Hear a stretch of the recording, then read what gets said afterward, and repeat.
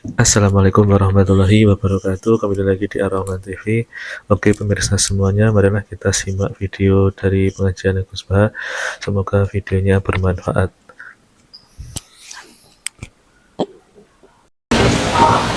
Warahmatullahi wabarakatuh. Waalaikumsalam warahmatullahi Bismillahirrahmanirrahim. wabarakatuh. Tabarakalladzi nazzala al-furqana ala 'abdihi liyakuna lil 'alamin nadhira. Allahumma shalli wa sallim ala sayyidina Maulana Muhammadin wa ala alihi wa sahbihi ajmain. Nama ba'du.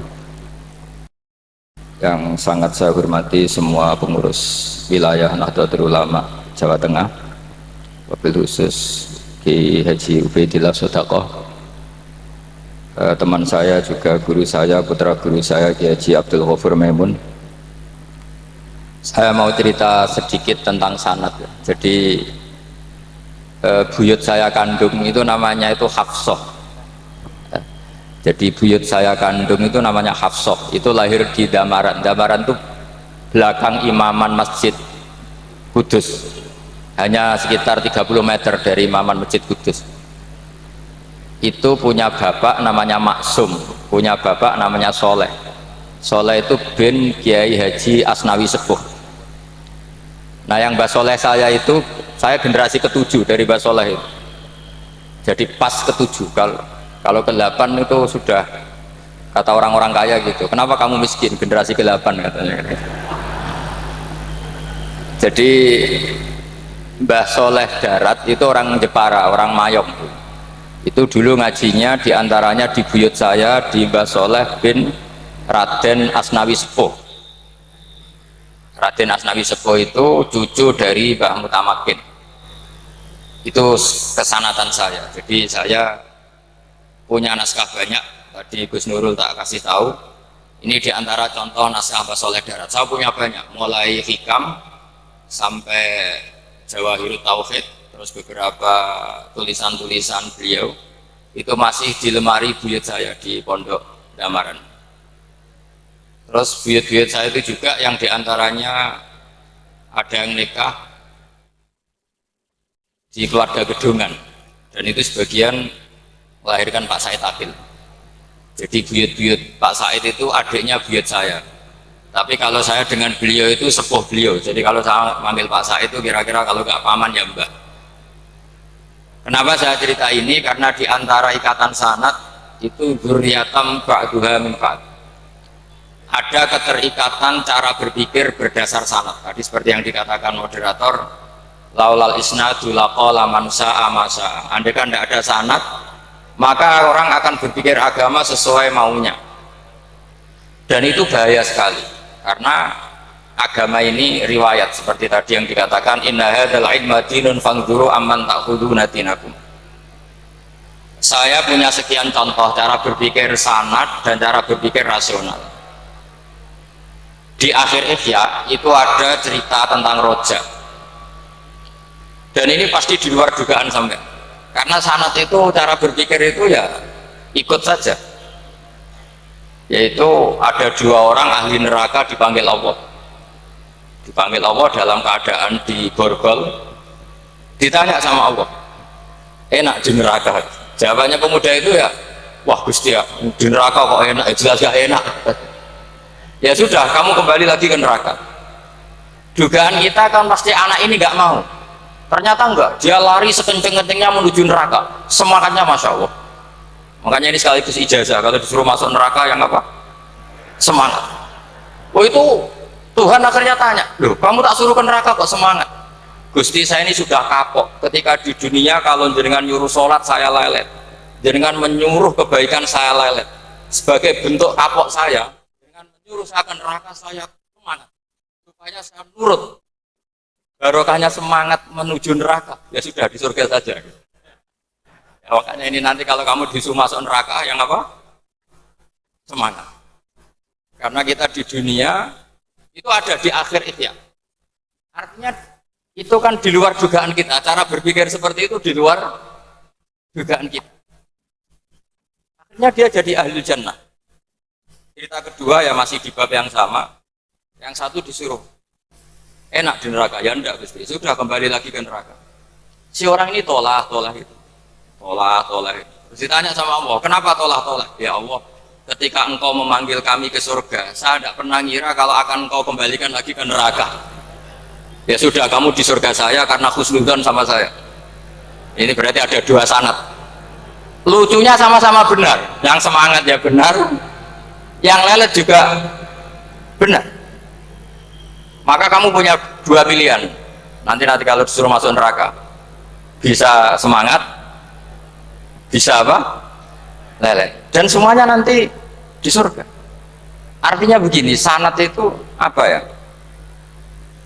Enggak yang kita duga. Makanya saya mohon siapapun yang mencintai agama ini harus banyak baca. Jangan nuruti emosi, kemudian emosi itu di atas namakan agama. Di Sahih Muslim itu ada cerita, ini termasuk hadis pegangan kan Sahih Bukhari Muslim. Itu ada cerita seorang sujud sama Allah itu kan banget baiknya, sangat baik. Kemudian yang sujud ini diinjek oleh pemuda yang nakal, diinjek. Ketika diinjek, yang sujud spontan ngomong begini, fawallahi la yaghfiru wallahu laka, demi Allah, Allah tidak akan maafkan kamu. Di luar dugaan, tentu kalau nggak ada sanad, omongan ini normal karena nginjek orang apa? Sujud. Tapi di luar dugaan, Allah mewahyukan ke Nabi di zaman itu, disuruh bilang sama orang yang sujud itu, Allah ngendikan, manggal ladzi yata'alla alayya alla aghfira li fulan faqad ghafartu lahu wa ahbattu amala.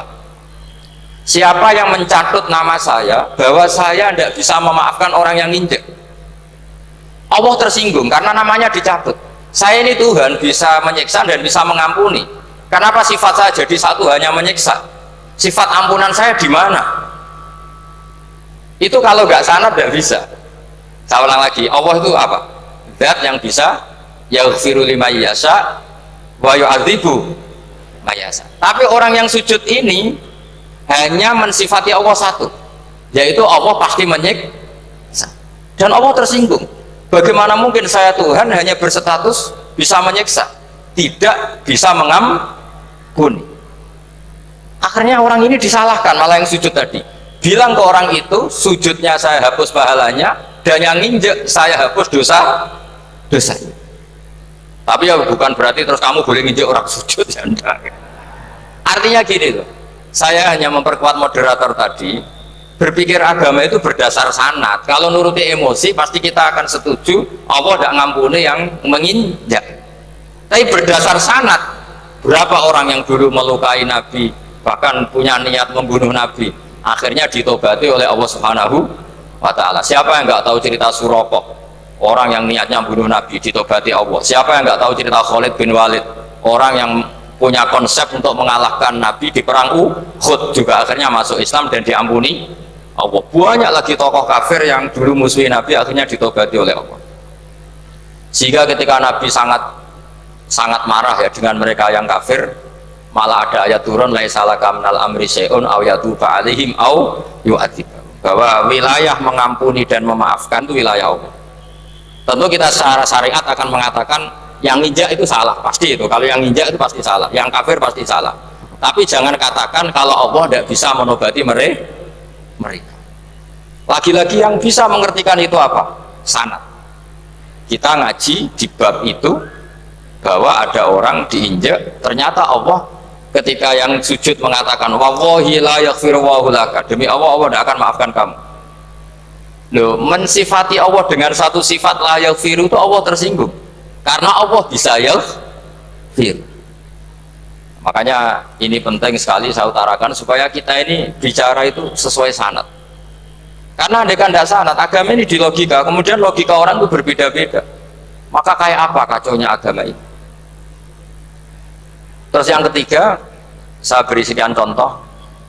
Ini saya bawa kitab hikam yang diterjemah oleh Mbah Soleh Darat. Saya dulu pernah ngaji hikam sama banyak Gus Zofur. Cara berpikir Abul Hasan Asyadzili misalnya, umumnya orang itu kan kalau amal itu ingin diterima ya, kalau sujud ingin diterima Allah, kalau sholat ingin diterima Allah, dan kalau sangat ingin itu biasanya terus berlebihan.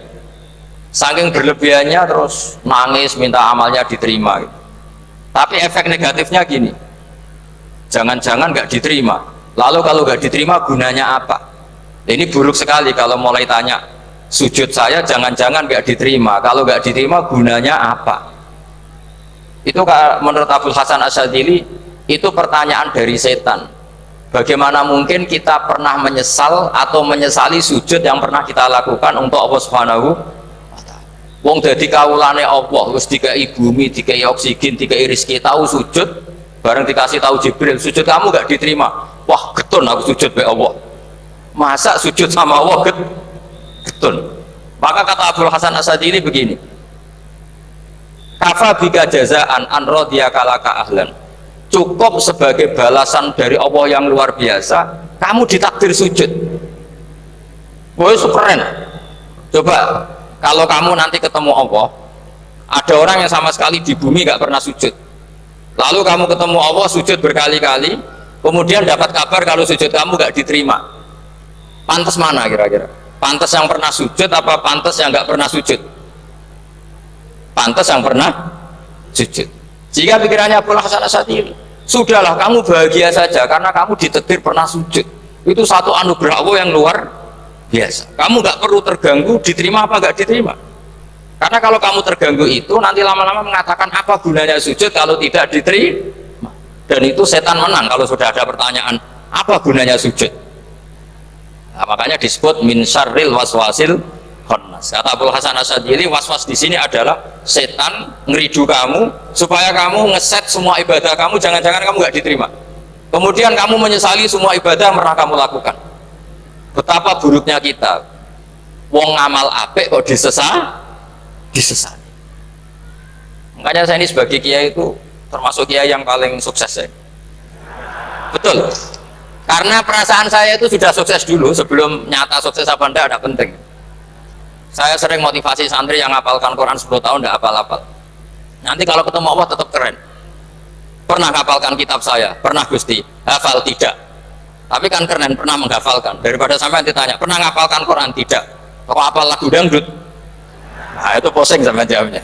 Tapi kalau santri saya, pernah menghafalkan? Pernah Gusti. Di mana di Guswa? Hafal? Enggak. Beda saja? Enggak. Tapi saya mencintai kitab engkau dan bukti cinta saya tak hafalkan. Cuma nasib tidak memihak saya Gusti, kan masih lumayan itu. Daripada ditanya pernah ngapalkan Quran? Tidak Gusti.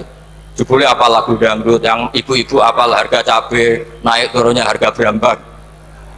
Ini harga sembako hafal, tapi kalau Quran tidak hafal. Nah, pikiran-pikiran kayak Abul Hasan Asyadzili itu harus kita kembangkan. Makanya saya suka sekali ketika Mbah Mun yang sekarang diteruskan Gus Wafi meresmikan Thariqah Syadziliyah. Ya cerminannya kitab Hikam itu yang diterjemah Mbah Soleh Darat, karena Hikam adalah murid Abul Abbas Al-Mursi, beliau adalah murid Abul Hasan Asyadzili. Jadi gampangannya kalau sampai ingin tahu cara berpikir Abul Hasan Asyadzili itu ngaji Hikam, karena Hikam itu cucu muridnya Abul Hasan Asyadzili. Dan itu cara berpikir gampang sekali. Misalnya hubungan dengan Allah, ilahi kullama akhrosani lu'mi antokoni karomuka. Ya Allah, ketika saya terbungkam oleh kesalahan-kesalahan saya, sampai saya ini merasa tidak pantas minta, tidak pantas memohon sama engkau karena dosa saya banyak.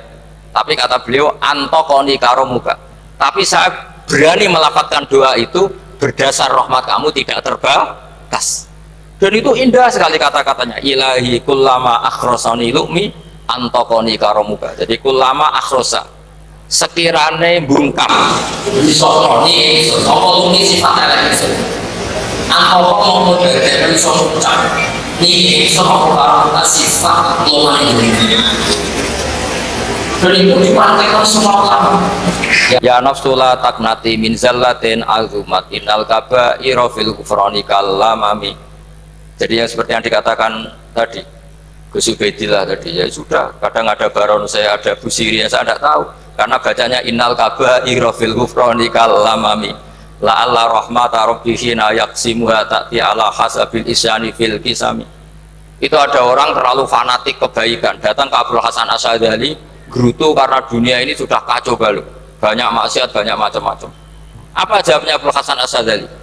Man ahabba alla yusawahu fi ardi faqad ahabba alla tadhara maghfiratu. Jadi malah dibalik. Kalau kamu ingin dunia ini steril, nggak ada apa-apa, berarti kamu tidak suka akan kelihatan maghfirahnya. Oh. Jadi sanad-sanad seperti ini harus kita jaga. Meskipun tidak kita manfaatkan untuk kepentingan fadun nafsi, tapi kita harus kita jaga. Jika kita jadi orang itu tidak terlalu sepaneng dengan pikiran kita bahwa maksiat itu pasti mendatangkan azab. Kok kamu katakan pasti, itu buktinya apa? Maksiat itu salah, kalau salah harus istighfar. Maksiat itu salah, tapi Allah bisa saja mentobati yang maksiat kemudian jadi orang baik, karena Allah tetap bersifat yaghfiru liman yasha wa yu'adzibu may yasha. Kok kamu katakan pasti-pasti, itu sanadnya dari mana? Jadi ini pentingnya sanad ya. Jadi kita harus terus menjaga sanad ini supaya cara berpikir agama sesuai garis yang pernah ditulis oleh para ulama, yang semua itu musalsal ila Rasulillah Shallallahu Alaihi Wasallam. Terus ini mumpung ini di depan Gus Zofur juga, ini pernah tak baca di depan putra-putra beliau, di depan anak-anak. Ini nanti saya hadiahkan ke PWNU Jawa Tengah.